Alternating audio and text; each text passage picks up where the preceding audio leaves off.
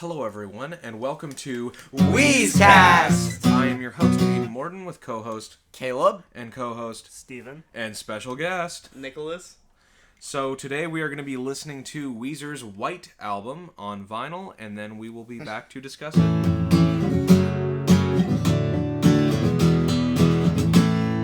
All right, everybody, we are back from listening to the White album on vinyl. Caleb, would you like to start us off with your thoughts on the California Kids? Of course I do. So in my opinion, I think it's a pretty good start off. I mean, like, I could not complain about it. I could not picture anything else. I think nice beach sounds, building up to California Kids is nice. Starts out pretty good. I like the starting vocals. They are pretty good as well. I like the chorus. Sounds pretty fun. Love the oohs and the ohs. When you're on a sinking ship, you don't have wind in your sails. So I thought that was funny because that's the next song. Anyways, all right, that's all I have. You're not supposed to segue, yeah. I should add you finish this one so we can segue, but Yeah. Okay. Missed Well, anyways, opportunity. I think it's good. No complaints. Yeah. So my opinion, as what Caleb said, the beach noises I really like because like you hear the seagulls, and then it just like puts you in like that summer vibe, you know, like the mood. And then like you get in there and it's like that classic rock style, which I kind of wasn't expecting when I first got into the album because I'm like don't know a lot about Weezer, and I'm just like, yeah, I like this a lot. And then one of like the lyrics I heard, they were talking about rigor mortis, and I'm like, I don't even know what that means. So I'm like, I gotta Google that later. And it's like, it was for such like an upbeat like riff and beat, the lyrics were kind of like sad compared to it. And I'm like also thinking like, is California Kids like a metaphor for somebody, or are they just like referring to kids from California type thing? And why are they showing like all like the sunlight and like, you know, in the song where it talks about like them California kids showing all these different lights, and I'm like, are they like the police? Like, why they got all these lights? Which is like kind of what I'm confused about. I don't know if it's like referring to a like previous album or like a previous topic that Weezer was on. So that kind of just confused me.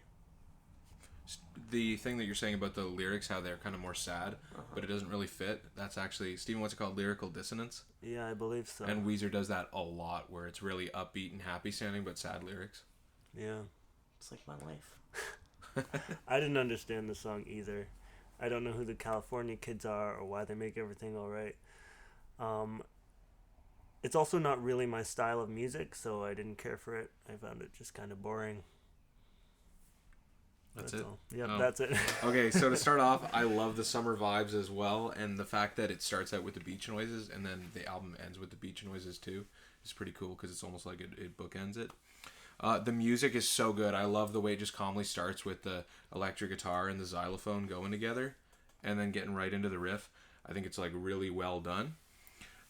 It's like they kept their signature Weezer sound, but they've like leveled up again. And I really, really like it. And, you know, it's like a very uniting song as well. Like, I actually have written as well that I don't know who the California Kids are, but it's nice to know they have my back and will show me the sunshine. Because I kind of view it as, like, people, especially I find in the States, are very prideful of their cities. And so I feel like in this song, it's kind of like the people from California and then the people who have come to California. It's like, we're there for you. Like, we're all together, you know, the California kids. California sucks, though. I don't know, I've never been, but When I was in Neither have I, California, on it was purpose. Well, Yeah. Weezer's been there, obviously, because he keeps singing about it. Well, I mean, I don't know. I've never been there either. But I know that, well, certain things about it that aren't very good. yeah. Yeah. Well, I know that the one thing is good is that the kids there have my back. Because, I don't know, it's a nice song because it's like Nick is saying with how it's kind of sad, but it's also sad with a hopeful, I wouldn't even say undertone, I'd say overtone, because it's like, hey, like, if you're staying up all night thinking about something you did, it's like, it's going to be all right. because the California kids got your back. Because Yeah. this thing we don't understand. Yeah. Honestly, after hearing all this, I'm just like imagining like a grown man walking into California, and then just like a group of like JKSKs following him. Okay, Steven, honestly, would you rather wind in your sails? Yes. All right, well, let's hear your thoughts on it. Okay. I did like the song, but I don't really like Rivers singing in it. I felt like if there was someone else singing the song, then I would really like it. because I don't know why. Just I don't like his voice in it, but I like the music and the lyrics, and the chorus mostly. The lyrics or the verses, sorry, are like too wordy. Like he says a lot of big words. It's kind of difficult to follow, and it's like doesn't sound that good. I don't know, but overall, I did like it. It's a nice sound and it's a nice feeling. The wind in your sails, you know. So I think that this transposes well. Musically amazing, everything about it I love. Lyrics match with it, just like you had a opposite opinion. I think it goes well, especially with since Weezer doesn't usually use big words. It's interesting to see how he does that. Not usually, at least. And I think it's such a fun, catchy song, and it's just fun to listen to. Yeah, with Wind in Our Sails, I like the beginning, how he starts off with like that drum beat, and then it's like, oh yeah, it's starting something, it's getting there. Even though it's kind of a slower start compared to California Kids, which is like the first song in the album. But then, like, when you go through the song, and then talks about, like, historical figures, like Mandela and, like, Sisyphus and stuff like that, where it's, like, some people might not understand what they're talking about, but I kind of like history, so that was cool. And then I also did not know what a cumulonimbus was. It's a type of cloud. Okay. So I'm like, that's cool. And then, like, as they were talking about Sisyphus and, like, how, like, he had to keep pushing the rock up the hill, it's kind of like, no matter what happens in life, it's like sometimes stuff just has to repeat itself even if it's a bad thing. It's kind of how I interpreted that. And then, like, I love the ending riff to the song. I just kind of like guitar riffs, if you know what I mean. Absolutely. And on the note of, the first thing that I have written for it is very eloquent lyrics. And I find that for this entire album, which I noticed too when I was looking up the lyrics while we were listening to it, that this album has a lot of co-writers, like different people on different songs. And like the lyrics on a lot of the songs, I never realized there's so many that I didn't actually understand fully what he was saying, and then once I did know what he was saying, I didn't know what he meant. Because, like, Nick sang with a lot of historical figures and stuff like that. Like, some of them, like, I didn't know what he was talking about. Like, he references a lot of, like, historical, like, actual figures or, like, myths and, like, legends and stories and different stuff like that. So it's very fancy analogies and words that I need to look up. Because, like, a lot of it I didn't understand. But it's a nice love song. And I do really like how the bass and the piano, especially in the chorus, are like very abrupt, and they just give it that uppity swing. It's really, really fun, and I think it's a great continuation after California Kids to keep those hot summer vibes going. Who would like to start us off for Thank God for Girls? Nicholas? Sure, I'd start us off. The first thing I realized while listening to the song was just like, even just hearing the title, just like the bigger religious aspect to it, which I didn't know if like Weezer has like a Christian background or anything like that, but I just kind of liked that bigger religious aspect. And compared to the other songs, it was just more lyrical and had like bigger verses and new style compared to what was heard previously in the album. Very descriptive. I liked how it was very descriptive of the girl's actions without idolizing like their bodies like other music does. It was just like describing the way she acted towards him and all that, which I felt like just like a good vibe from because I can relate to that. And just kind of describes a bit of science with the magnetism lines, which is like kind of cool because like it's like science class kind of. Yeah. Where I'm just learning more things just by listening to one album. And when it talked about Adam from Genesis, it's just kind of like that's an interesting point of view on the way that they saw things in like the Bible. So the second verse, I really like how everything drops and it just has the drums going haywire. Straight out odd, but cool. Weezer likes his underwear. Just to let you know, he said that many times before in other songs. The Adam thing is very interesting, and I love the end. Yeah. I love this song. It's like one of my favorite Weezer songs, I would say. I like the childish perspective to it, kind of like what Nick is saying. It's like, it's more about, it kind of shows, it's not like in a lustful way. It's more innocent. But then also, it kind of has that childlike inquisition of it. Like the line, what Caleb's talking about, Stephen, is the line where he's talking about how he's looking at the underwear page. In the Sears catalog. Yeah, I remember now. Because he's curious about girls. So it's like, I think the song's supposed to be from the perspective. Okay. And even talking about about dragons and ruffians and like fantasy adventures and like the hiking. Maybe not the hiking trip for children, but like a lot of the stuff is very like it's full of childlike wonder and like this. It's almost like the point in life when it's like, oh yeah, girls are really really pretty or fantastic or whatever, like Great to be around. yeah. So it's, I don't know, I really like that about it. And then the thing with how the song ends with the Adam thing, it's obviously not biblically accurate to any extent, but it is kind of amusing. I wouldn't say it's like sacrilegious or anything, but it's kind of funny that he's talking about like he mixed it with cardamom and cloves and microwaved it on the popcorn setting, and then that's how woman was created. But enough from me. Steven, what are your thoughts? To me, this is easily the best sounding song on the album. It's super groovy and fun, and it gets stuck in your head, and it's easy to feel the vibe too. Thank God for girls. Yeah, girls are a gift from God. Darn right. But at the same time, a lot of the lyrics are irreverent, and I feel like it's almost a mockery, which is, I have really mixed feelings about it. So, which I feel with a lot of songs on this album, actually, as it turns out. But yeah, and again, the lyrics are very wordy.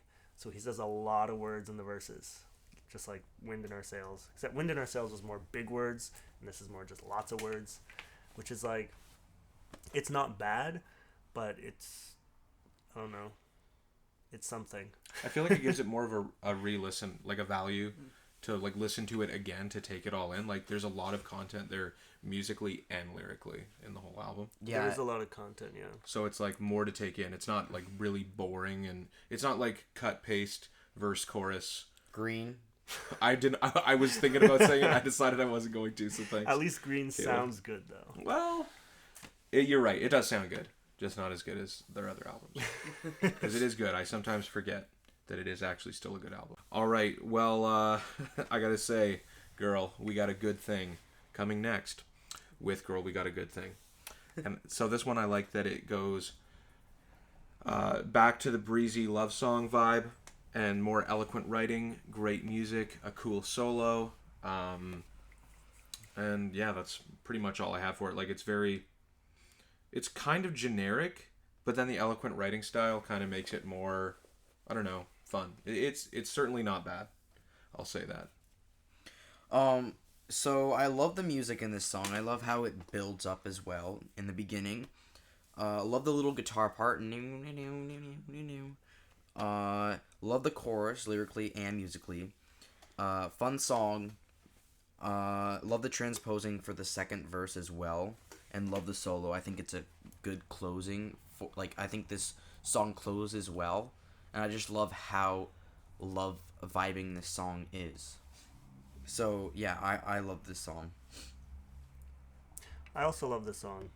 It's probably my favorite on the album, even though it doesn't it's not as hype as Thank God for Girls. It doesn't give me mixed feelings because it's just really well-rounded and just good in every way. And I feel like it would be a good song to dance to, like maybe swing dancing.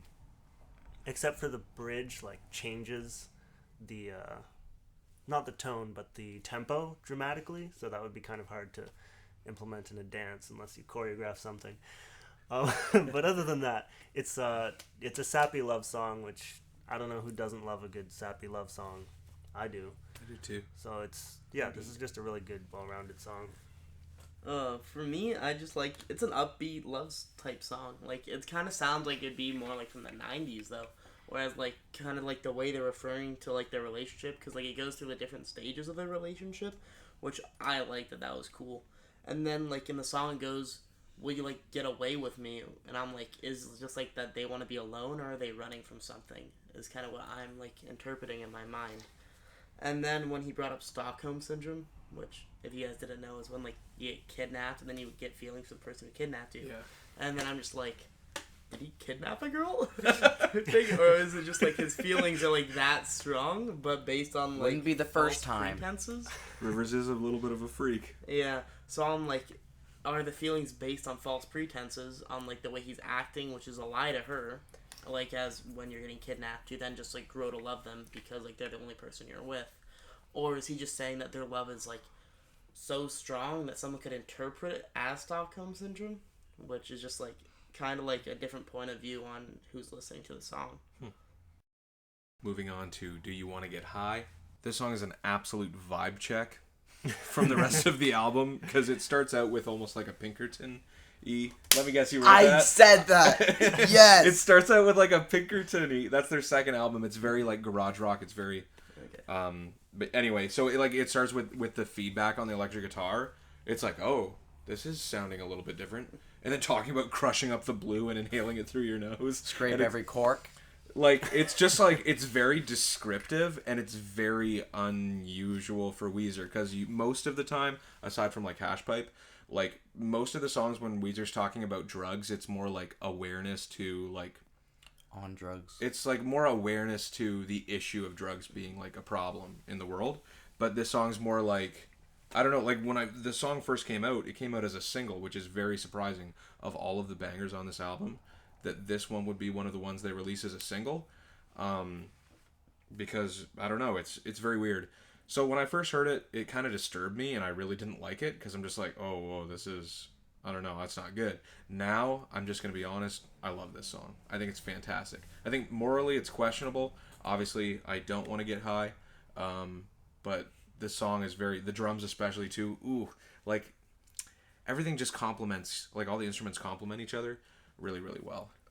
I love the beginning where it's like cue the feedback, like it just sounds like some random dude in the studio, and then it just like the feedback goes in and you're like, oh, something's starting, and then it just like starts off with that like crushing the blue and like putting it in your nose, and I'm like, what is he referring to? Because like there's a ton of things that you can do that to. And then it's just like the pure pressure from a female companion.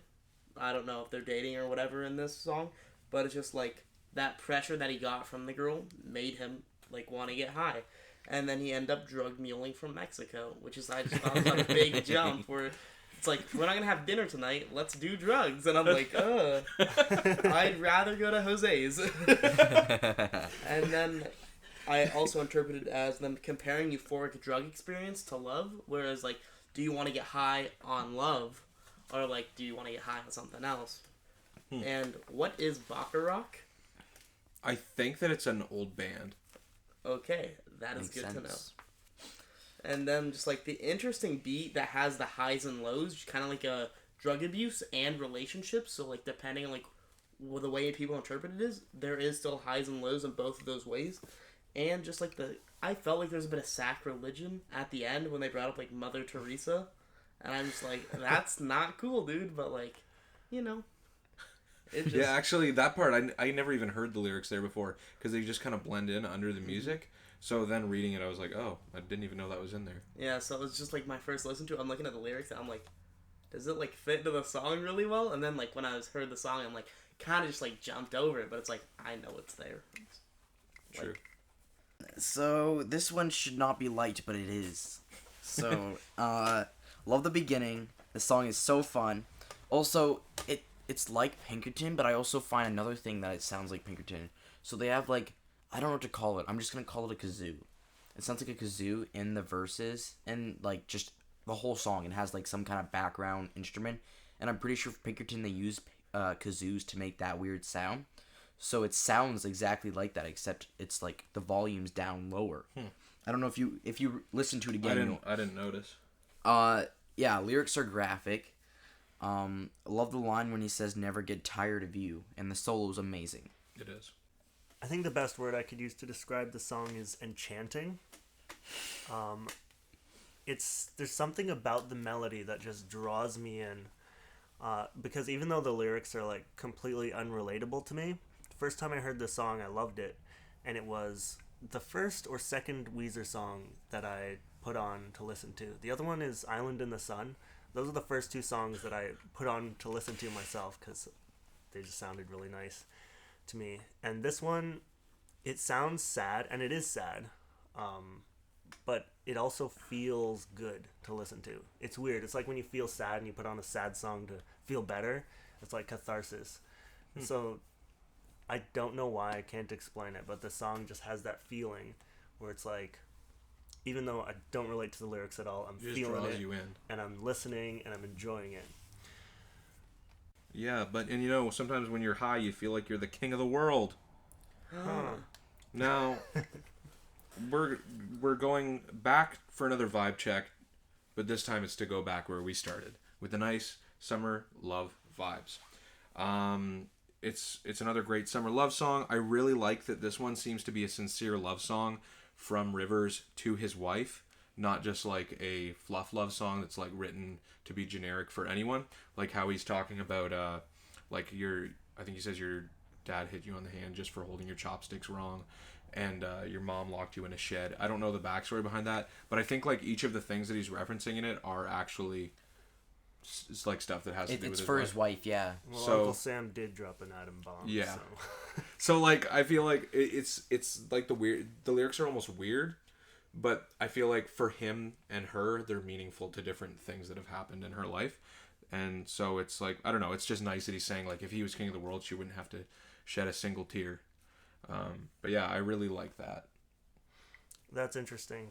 And it makes me like the song more because I didn't realize he was singing to or about his wife. And to me, it was just like another one of his fantasy songs because he's fantasizing about being the king of the world and how it would just be perfect. And it's like, okay, I've kind of had enough of Rivers fantasizing at this point.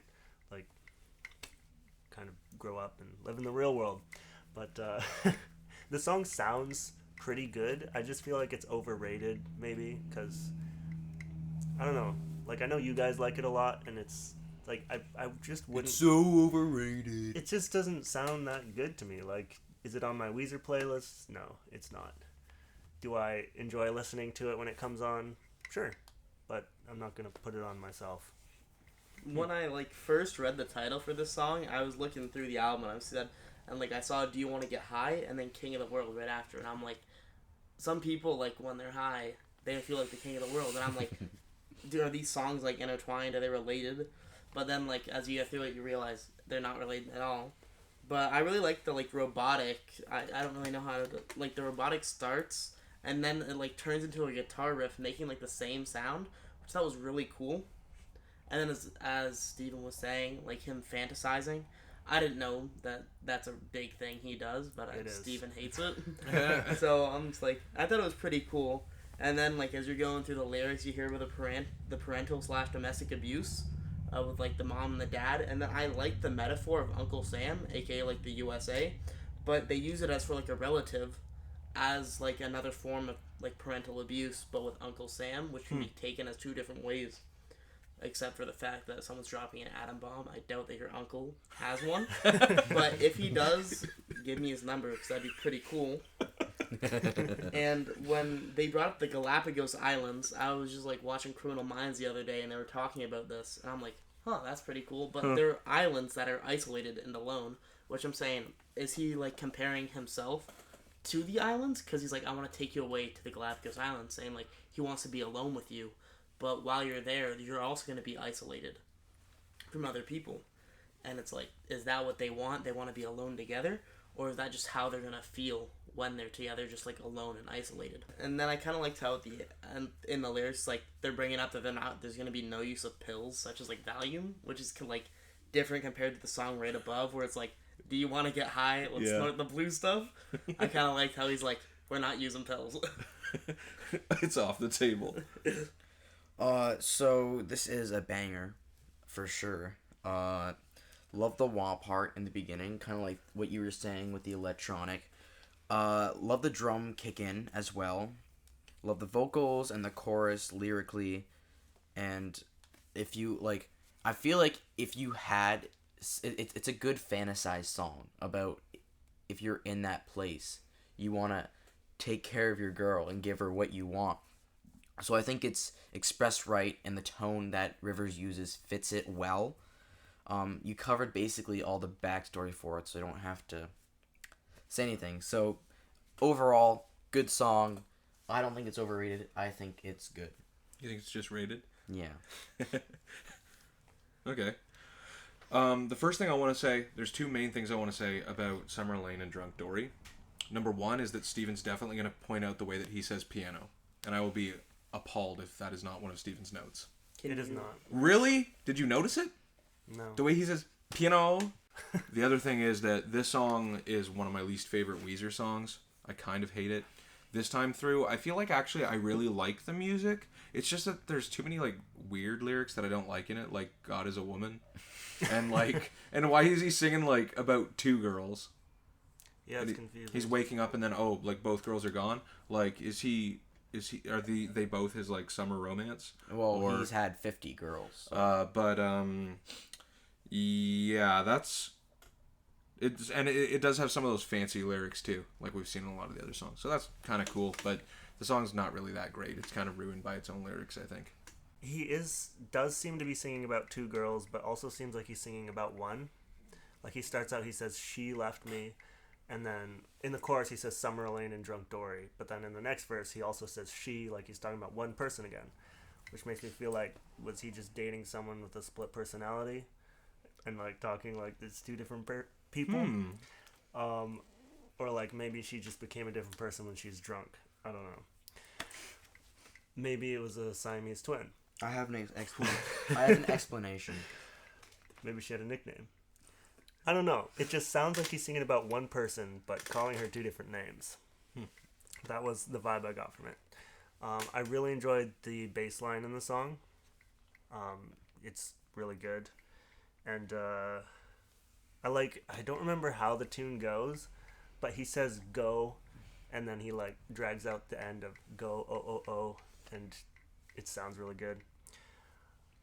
But yeah, other than that, I don't really understand the song. It's another one that I'm like, I don't know, it's okay. Honestly, this was my favorite riff so far in the album. Just like the guitar kind of killed it. But then, as you were stating, like the weird lyricism, like as soon as I heard "God is a Woman," I thought of like that crappy Ariana Grande song, and I'm like, bro, best not be talking about her. And then it's like, when he is lonely, he doesn't want to leave. Is kind of like what I interpreted from the lyrics, but it says like he's alone and like he's feeling lonely, but he doesn't want to leave where he's at. It's like, is he kind of like in a depressive state? And like in the last verse, I heard like the sound of like birds whistling or something like that, which kind of brought me back to like, oh yeah, this is supposed to be like a summer vibe with like the beach, where I didn't know if they just like added that in because it's like kind of like in the center of the album where it's like this is still like a beach vibe type thing. And he can't let go of the memory of Summer Elaine and Drunk Dory, which I'm thinking it might be one girl, but throughout the span of the summer, like she like changed somehow, where it's like, because like he loved her as like herself, which was, I'm assuming at the beginning was Summer Elaine, but then throughout the state of like the summer, she started drinking and stuff, and just like was a different person by the end. And then at the end of the summer, they just both left him. Like, both states of who she was were just gone. Now, I don't know if there's two explanations to this, but I'm pretty sure Rivers came out and was talking about exactly what this meant. So, Summer Elaine is actually a nickname for his daughter. Someone in Weezer's daughter's school used to use the nickname Summer Elaine, and I'm pretty sure this is a mixed song, part of his daughter as well, because like another reason is, I think it's I don't know what verse it is, but he says, "You were only 16. Remember when you were only 16?" So that backs it up. But also, well, I don't think his daughter's even 16 years old yet, though. Are you sure? I think his kids are younger than that. Okay, because like, I'm pretty sure he spoke out openly about that's what exactly it meant. Yeah. That's Drunk Dory. I'm not sure about his son. I think he has a daughter and a son. But yeah, I think they're younger. I would assume that with the 16, like he's singing about a summer romance. Okay, because he definitely said that was the title. That's the reason why the title was that. Okay. But overall, the song, like, it's better than Da Vinci for sure. Yeah. If what? I don't have anything against this song. Like, I don't hate it. So yeah. Fair enough. So LA Girls, it reminds me of Holiday. It's very Weezery.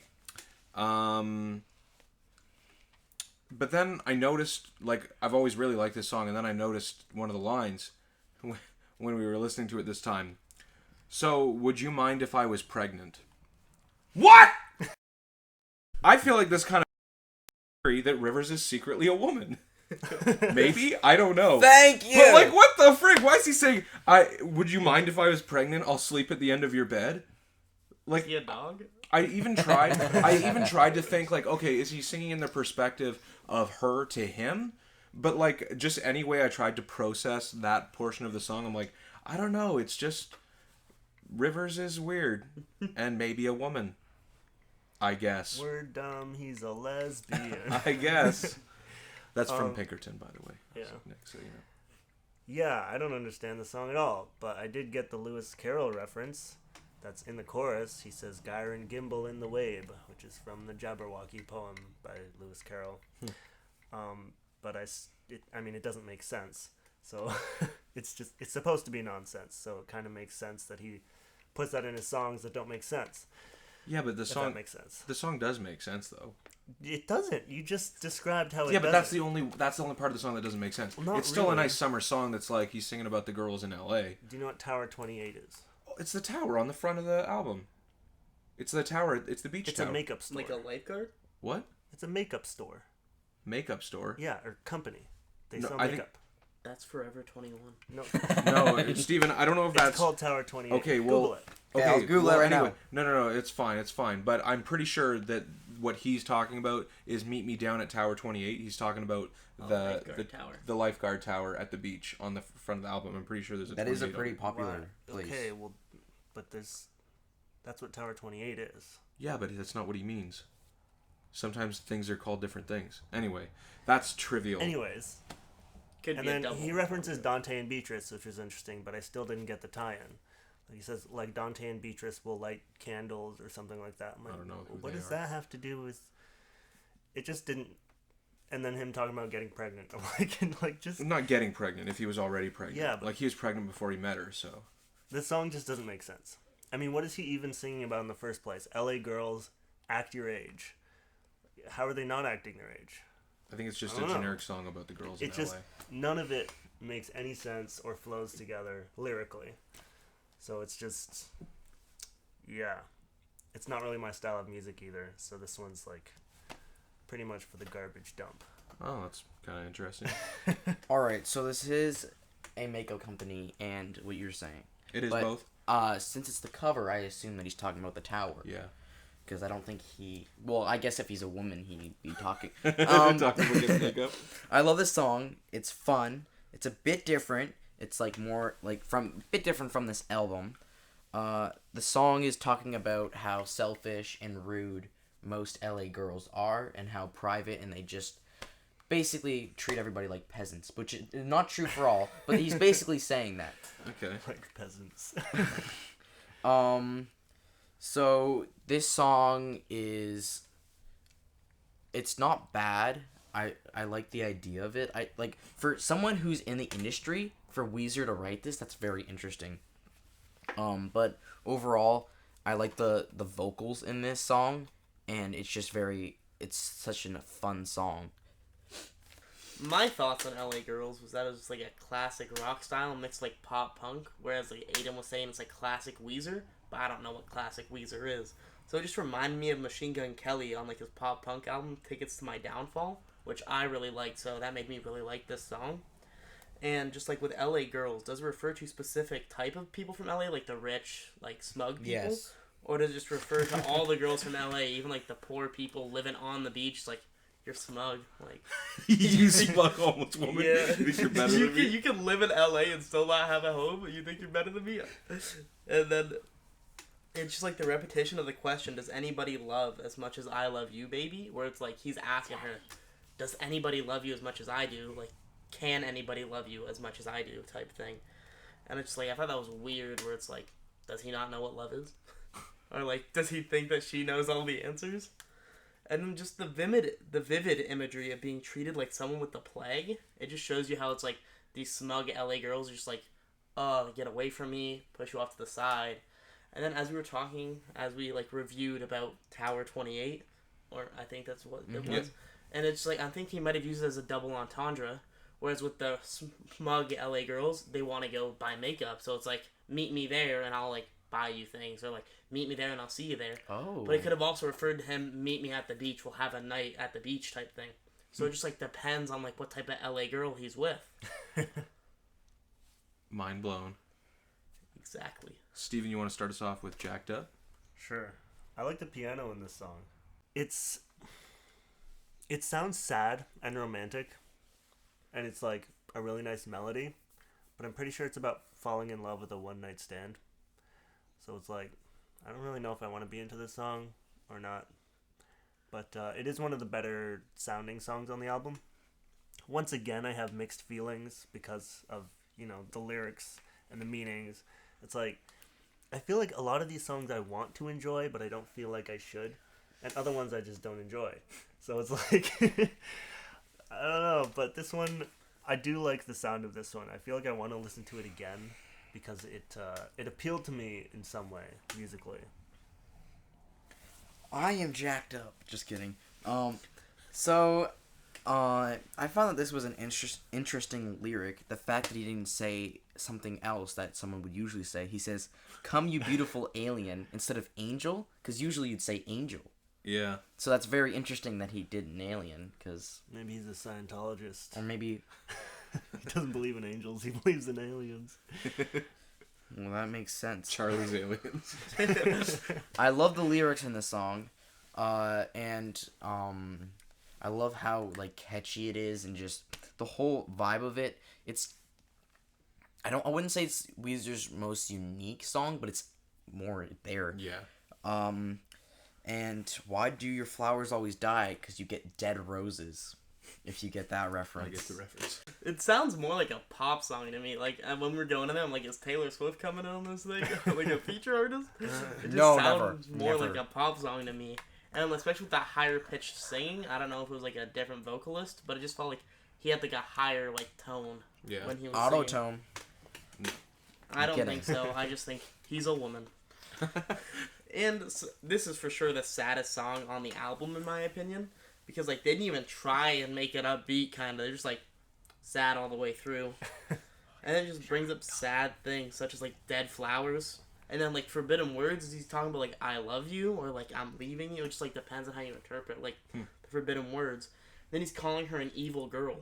Where I'm just, like, Wicked Witch of the West. Like, she, like, the evil queen. Like, is this, like, a fairy tale type thing? Or is she just, like, evil because she's stealing your money, or, like, because she's doing bad things. All girls steal your money, one way or another. Yeah. Whether it's honestly or not. And then he just stating that he will do anything for her. So it's like, is she really evil if you're just putting yourself out there? She's just taking advantage of you. If he's just saying that he'll do anything for her. So this song, I really like the falsetto vocals. Those are him doing the falsetto in the chorus, and I really, really like it. I think he does it well. Yes. How it goes back and forth with falsetto and not. And I think the song is really upbeat, but it's very, I don't know, it's obviously in a minor key, I'm pretty sure. It's very, like, doom and gloom sounding. Like, it sounds ominous, and it sounds dark, and it sounds sad. So I really like that. It's a solid heartbreak song. Epic piano, legendary falsetto. Some of the lyrics are a little bit weird, like the thing about the alien thing. The remix of it on the deluxe edition has the guy from Fits in the Tantrum, and then this Russian chick. And I actually, up until more recently, really liked the remix a lot better. Oh, really? But now I like this one a lot better. Good. But I mean, I do like the other. I don't really like the Fits in the Tantrum guy in it, but I like the Russian lady. Her verse is really good in the remix. But that's not on here for this episode, so whatever. The one lyric that I think is really weird is when he says sleep forever, sleep together -1. He adds in -1 the last time he says it.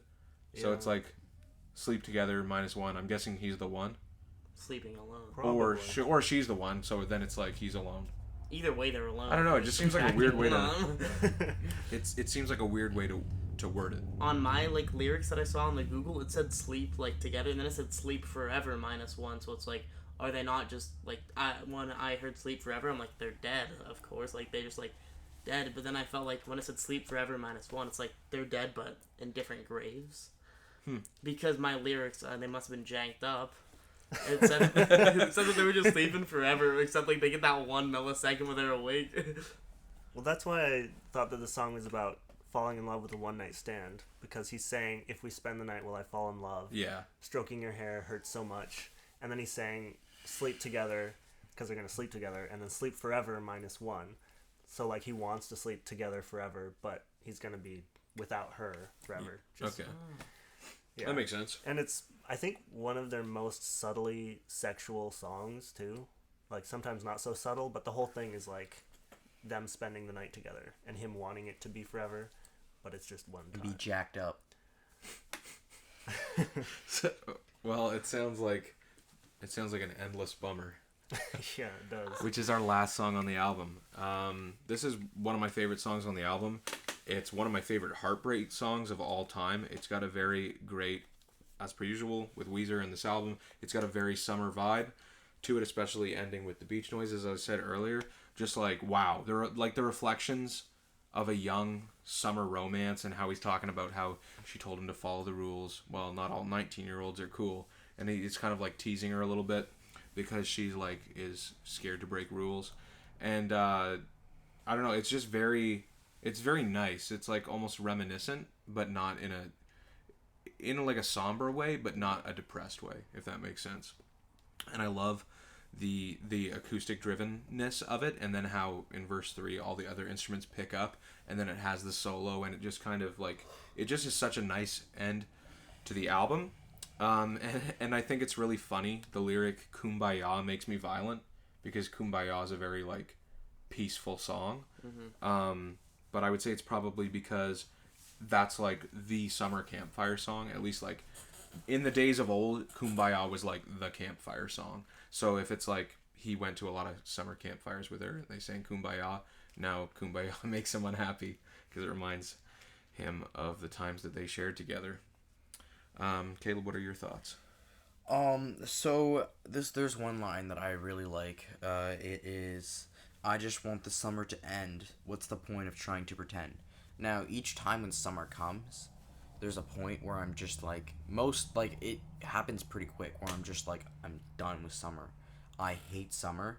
I love the fun things about it, but I hate summer overall. So I love that line. And like the whole lyrics like are relatable. The solo is a lot like Blue, I find. Probably the most like Blue in this album. And lyrics are pretty good.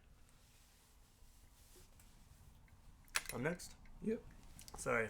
It's okay. I was paying attention, and then I completely forgot a second after. That's okay. But anyway. I'll cut this part out anyway. Okay.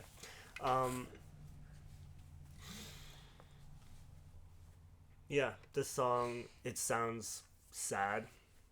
Or, it's a slow song. So it's like, not really... It is sad because he's singing about the endless bummer, obviously. He wants the summer to end because he's breaking up. It seems like it was like a camp crush. Because like every summer camp, kids fall in love and then they leave. You know, it's like a 1 week thing and then they're like... The 1 week stand. Yeah, pretty much. Well, hey, that's 7 days longer than the previous song.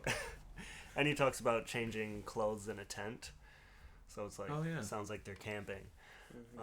But he also says 19-year-olds, so maybe they're camp counselors. Maybe, and he has a car, obviously, or she has a car, because he says that he can't even dance in the dark because his headphones are still in the seat of her car. Well, look at that. They must be camp counselors. They must be. They fell in love over the summer, and then now it's over, and he wants the summer to be over because they still have to run camp together till the end of the summer. But yeah, it's a slow song, and it sounds nice. It's acoustic, if you're into acoustic songs. Oh, the chorus, I don't like it very much until they do the hey hays, and then that part is really nice. And that's it. Well, for me, I'm just like, I was looking through all like the times and all the songs and the albums for when I was taking notes. I just liked how like this is the last song, but it's also the longest song on the album. So it's like the endless song where it's kind of like it's the ending, but like it's so long compared to the other songs that it's like endless. And then when it started with like the happy riff, but the lyrics just like stated that it was gonna be sad, and the dude's got OCD. I don't know if that's true. I just like that was pretty cool that he's bringing up something that he has. And the hey hays make the song sound happier and like extend the feeling of summer, because you know like you go through summer and you're like, hey, and like all happy, and then you get to like that stage, just I want it to end, and then like that's like around the end of July, but then like in the middle of August you're all happy again, and then you got like summer's over, and then it's like the sad and hating summer due to like a breakup or just like feeling girl no longer loves you was kind of what I interpreted, and it's like he just felt that way. Is she actually over him, or is it just like speculations? And then like the ending riff makes it one of my favorite parts of the album because like it just goes on for so long. I just really liked it, and ending with the beach noises kind of just like brings us full circle, and how like the beginning of the album and the ending of the album. And then when you guys were talking about the camp counselors, I was just thinking about Friday the 13th. I don't know why, I just wanted to bring that up. It's like they didn't like camp either. I guess.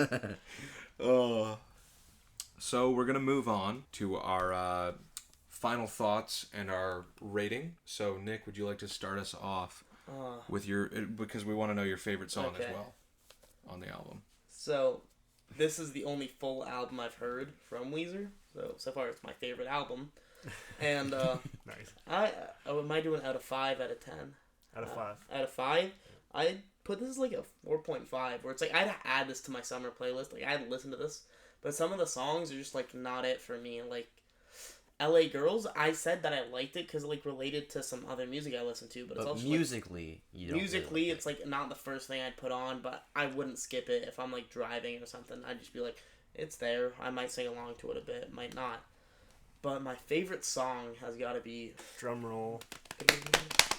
Girl, We Got a Good Thing. Okay. Yes. I stated while we were listening to it as like it was about to like switch over to side B on the vinyl. I'm like, this is my favorite song, and then you're like, don't be too hasty, but I just still like it.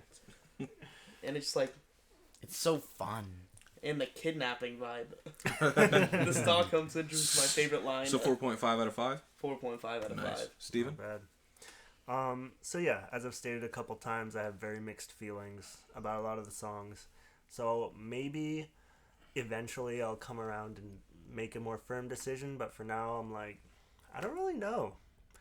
And I give this album a 2.9 out of 5. So this is a lot like Blue. I find that this is like the new version of Blue. I don't know if you got that from that. I feel like they have certain albums from here to up that are like basically remakes of their album, except not remakes, just like basically. It's like they're evolving. Yes. To level up. This album is, if you want a good love album, and if you want it to be by Weezer, this would be one of the best options I find. So some of the songs are like, it's very interesting because a lot of the songs are mixed. So some of them will be like very beach and happy, and some of the other ones will be like strong and powerful and just being encouraging, or not encouraging, but just gives you that feeling. So and they're all mixed in. So the album gives you different feelings each song. I kept trying to decide exactly what I wanted to give it, because some songs are really good and some are good, but some are better than others. I came to a conclusion that I'm going to give it a 4.8. Wow. That is very close to my rating. But first my thoughts on it. The mix and the utilization of the different instruments and them doing different things and all coming together to work together, like well together, is the best since Make Believe. It's so well mixed, and everything each of the instruments really shines on all the songs. It's their most summer-esque album, even to date, even more summer than summer, I would say. And Pacific Daydream. And yeah. Well, we haven't gotten there yet. No, but so almost every song on it makes me feel like I'm in the town that Tower 28 is at. Like, I feel like no matter where I am while this album's occurring, like the beach is right there and that tower's there. I never left, except for during Do You Want to Get High? That I went to Detroit for that one. So I will say, and honestly, if Summer Lane and Drunk Dory wasn't on here and it was replaced by like a different, better song, it'd probably have a higher rating. But I give it a 4.7 out of 5. I think it's a really That's the good one I was trying to decide. 4.8 or 4.7. So, yeah. So, Thanks everybody again for listening, and thank you, Nick, for being here. This has been WEEZCAST. Tune in next week.